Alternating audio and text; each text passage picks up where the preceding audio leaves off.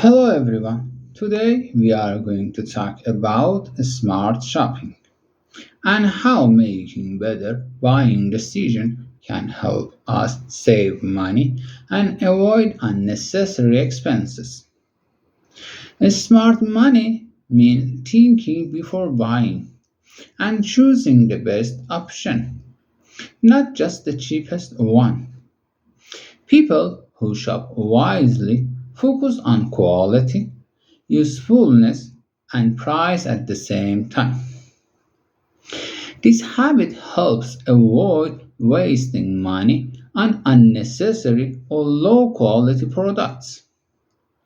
Comparing prices is an important part of smart shopping.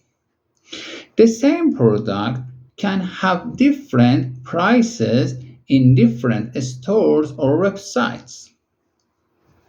By checking prices and reading reviews, buyers can make better decisions and feel more confident about their purchases.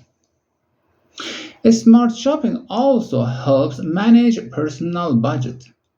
When people compare prices and plan their purchases, they can save money for more important needs. Over time, this habit leads to better financial control and less regret after buying. In daily life, smart shopping and price comparison helps people spend money more carefully.